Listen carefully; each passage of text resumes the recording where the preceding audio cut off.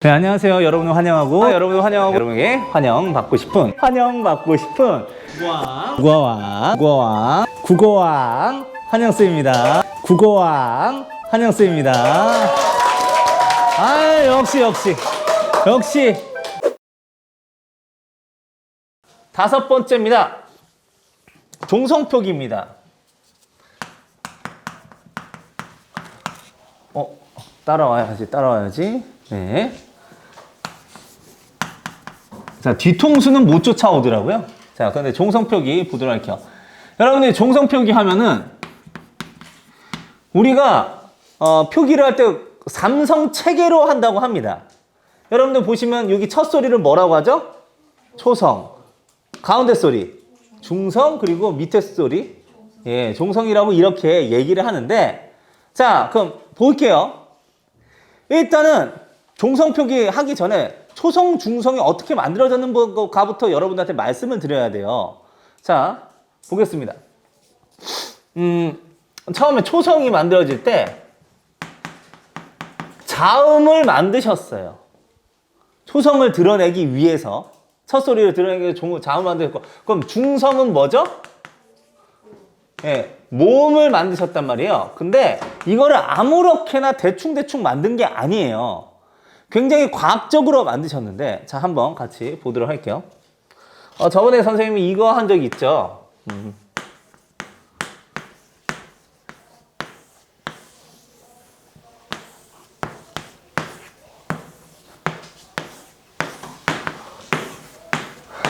이 그림을 그린 적이 있었는데 또 그리게 됐는데, 자, 선생님하고 다시 한번 한번 해보도록 할게요.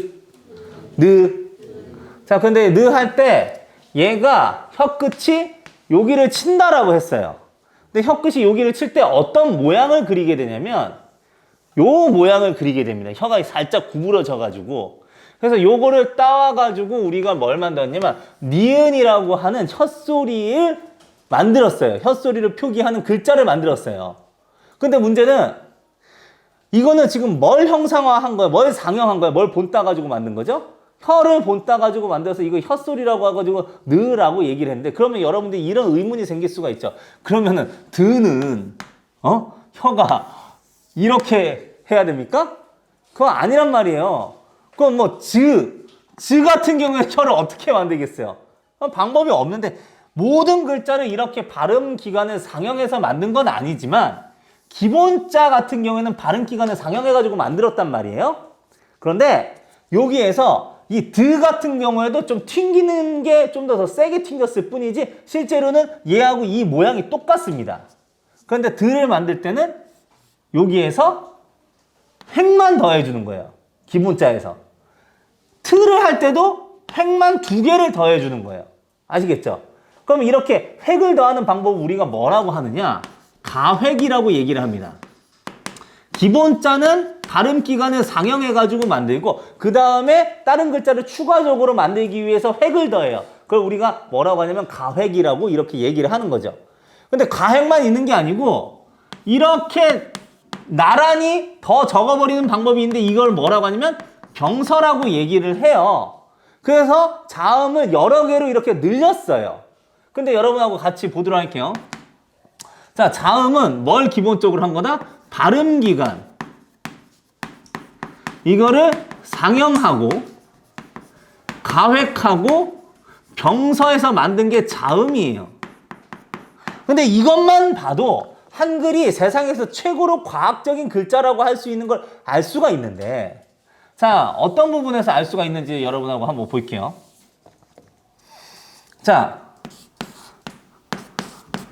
여러분들 여기 보시면 이거에 해당하는 영어 알파벳을 한번 얘기해 볼게요. 알파벳 뭐가 있지? D. 이거는 T.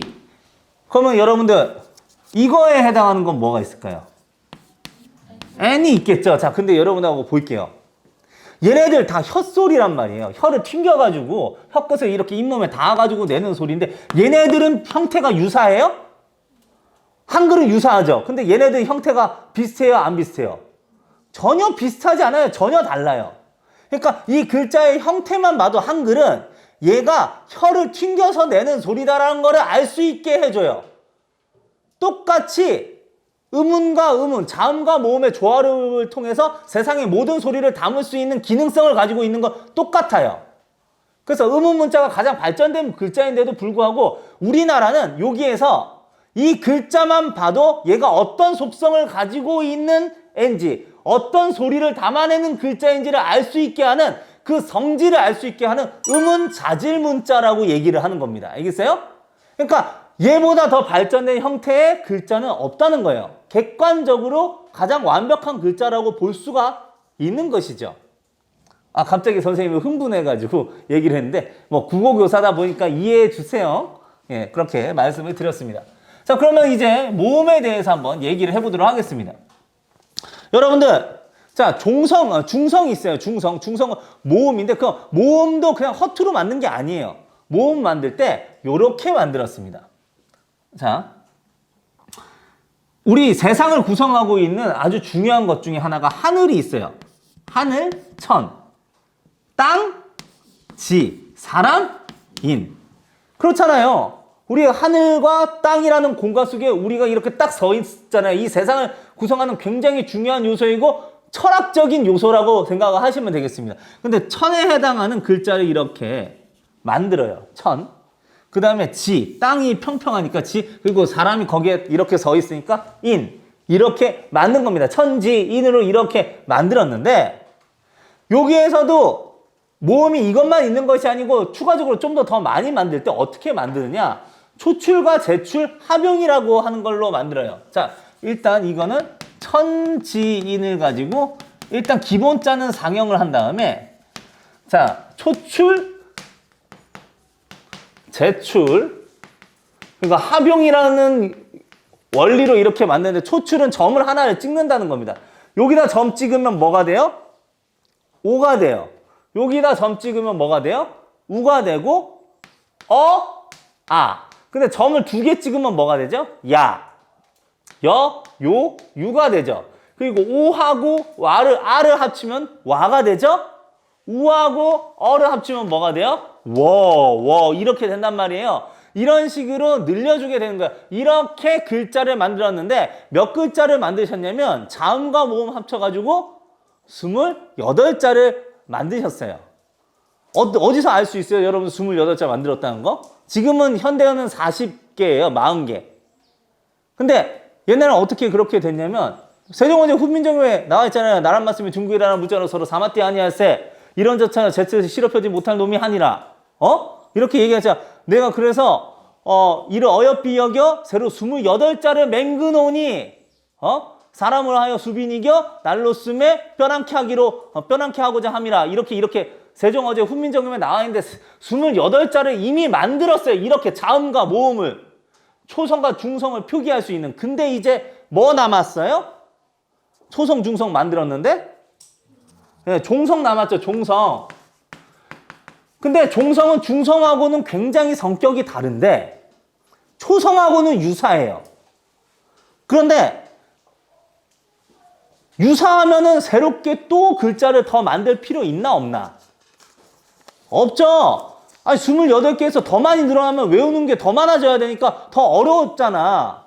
사람들로 하여금 수빈이겨 쉽게 익히게 하려고 했는데 그러려고 하면은 어차피 자음 만들어 놓은 거 어떻게 하겠다? 재활용을 하겠다라고 얘기를 하고 있는 거예요. 재활용을 하겠다. 자, 이 재활용을 하겠다라고 하는 말이 어떻게 되어 있냐면 이 자음을 그대로 쓰는데 이런 표기를 이렇게 얘기합니다. 종성, 부용, 초성이라고 얘기를 하는 거예요. 무슨 얘기냐면 초성에 만든 자음은 이 안일부자가 아니에요. 거듭부자지. 다시 종성에 활용하겠다라는 얘기입니다. 종성, 부용, 초성 표기로 이제 종성을 표기하기 시작해요. 그러니까 자음을 다시 재활용하겠다라고 생각을 하시면 돼요. 근데 이제부터가 여러분들 확실하게 정리를 하셔야 될 중요한 부분인데 이제 여러분들 잘 생각을 한번 해보도록 할게요. 갑니다. 오늘날에 글자가 밑받침에 자음이 어떤 자음이든 올 수 있어요? 없어요? 표기할 때, 발음 말고 표기로 할 때. 할 수 있어요. 여러분들 한번 같이 볼게요. 요거 표기할 수 있죠. 그리고 요것도 표기할 수 있고, 요것도 표기할 수 있고, 요것도 표기할 수 있고, 요것도 표기할 수 있고, 요것도 표기할 수 있어요. 지금 어떤 글자는 기본적으로 올 수 있고요. 심지어 이것도 할 수 있어요. 겹자음이 오는 경우도 있잖아요. 뭐 이런 거. 근데 여러분한테 한번 물어보도록 할게요. 이걸 발음을 할 때는 모두 다 발음되는 건 아니에요. 실제로 밑받침에 왔을 때. 여러분 이거 어떻게 발음돼요? 이거 어떤 친구가 다른 반에서 갔더니 값 하고 있대요. 그 쌀, 딸그 막 이렇게 하고 있는데 안 돼요. 이거는 하나로 발음되는 거예요. 갑, 삼, 닭. 알겠어요? 이렇게 발음되는데 실제로 밑받침에 표기는 뭐든지 올 수 있어요. 표기는 현대 국어에서는 뭐든지 이렇게 표기할 수 있는데 실제로 발음되는 거는 한정이 되어 있으니 이 발음되는 게 바로 뭐냐면 가느, 다란, 물, 빵, 울 해가지고 이게 발음의 칠종성이라고 하는 거예요. 대표음이라고 하고 음절의 끝소리 규칙이라고 하기도 하고 자음근 단순화라고 얘기를 하기도 하는데 여기선 자음근 단순하고 이런 거에서는 이렇게 하는데 이것도 실제로 발음될 때 어떻게 발음돼요? 갓이에요. 알겠어요? 다 똑같이 발음된단 말이에요. 여기 있는 것들이. 그런데 이게 어떠한 부분으로서 나중에 작용하게 되냐면 자 이제 볼게요. 오늘날 현대에서는 종성, 부형, 초성 표기를 합니다. 마치 세종대왕 때 맨 처음 만들었을 때와 같이 똑같이 모든 자음이 밑받침에 표기는 될 수 있었어요. 표기는 될 수 있었어. 오늘날에도 그렇고 세종대왕이 맨 처음에 한글을 만들었을 때도 그렇고 자 근데 여러분들 볼게요. 세종대왕이 이 15세기 중반에 세종 때 최초로 한글로 쓰여진 문헌이 뭐냐면 용비어천가예요. 뭐 월인청강지고티 있는데 어쨌든 여러분 용비어천가로 기억을 하도록 하겠습니다. 근데 여러분 이 용비어천가에서는 모든 글자, 자음이 밑받침으로 올 수 있었어. 이게 종성, 부형, 초성 표기야. 그런데 딱 시간이 조금만 지난 다음에 이제 보니까 그의 아들 세조가 수양대군이 이제 나중에 왕위에 오르잖아요. 그런 다음에 딱 보니까 이 발음이 어차피 뭐 7, 8개밖에 발음이 안 돼. 근데 이거 필요 없이 이렇게 표기를 할 때 다 적어야 되나? 그냥 대표적인 애만 몇 개만 적자라고 하게 됩니다. 그게 바로 뭐냐면 팔종성 표기예요. 이 팔종성 표기는 선생님이 말씀드리면 가느다란 문방사우. 물론 말도 안 되는 말인 건 나도 아는데 가느다란 문방사우로 그냥 외우세요. 외우기 쉽게. 너무 어이가 없으면 더 잘 외워져요. 가느다란 문방사우. 이렇게 했어요. 얘만 이렇게 올 수 있도록 했는데 이게 언제냐면 15세기 후반 세조 때고요. 이거를 세종어제 훈민정음에 이제 팔종성 표기가 나오기 시작합니다. 세종어제 훈민정음 선생님 세종이면은 세종 때 아니요? 아니요. 세종어제 훈민정음이 편찬된 거는 세조가 자기 아버지가 이런 목적으로 썼다라고 한 걸 편찬하기 위해서 이렇게 한 거예요. 그러니까 오히려 이때는 세조 때라고 하는 거 여러분이 기억하시면 되겠습니다. 용비어천가가 훨씬 먼저예요. 자, 이렇게 여러분들 생각하시면 되겠습니다. 자, 그럼 그 다음으로 여러분들 같이 볼게요. 근데 시간이 흘러서 칠종성 표기가 되는데 이 칠종성 표기는 가녀린 문방사우입니다. 가녀린 문방사우. 왜냐하면 디귿과 시옷이 역할이 겹치니까 그냥 시옷으로 통일하자, 표기를 통일하자라고 얘기를 했어요. 이게 언제냐면 18세기부터 이렇게 쓰여지고 여기에는 작품이 엄청나게 많아요. 그래서 하나하나 다 얘기를 할 수가 없는데 근데 이제 여러분하고 같이 얘기를 한번 해보도록 할게요. 163페이지 잠깐 피도록 할게요. 163페이지. 자, 정신 차리고 163페이지 보도록 할게요. 거기 보시면은 이 장에 이런 표현이 있어요. 곧 좋고 여름 하나니 보여요? 곧 좋고 여름 하나니 찾아요. 거기 보시면 곧 좋고 여름 하나니라고 되어 있는데 자, 여기에서 지금 밑받침이 뭐가 쓰였어요? 지읒이 쓰였죠. 그러면 여러분들은 이때 쓰인 표기법은 뭘까요? 종성부형 초성 표기법이요. 왜냐면 8종성에도 7종성에도 지읒이 있어 없어? 없으니까 여러분이 생각할 때 어때요? 아, 지읒이 있다. 이 8종성과 7종성에서 정해놓은 애 말고 다른 게 밑받침에 사용됐다는 거 보면 이때의 표기법은 종성부형 초성 표기법이었다라는 거 여러분들이 알 수 있는 증거가 되는 거죠. 오케이? 이해가 됩니까? 이해되셔야 된다라고 하는 말씀을 드립니다. 그럼 현대는 어떻다고요? 현대는 무슨 표기법이에요? 7종성 표기법이에요? 8종성 표기법이에요? 아니요. 표기는 뭐라고 했어요? 글자를 적는 거라고 했잖아. 발음이 7종성이 된다고 하더라도 표기는 뭐라고? 어떤 글자든 올 수 있는 표기법을 뭐라고 했어?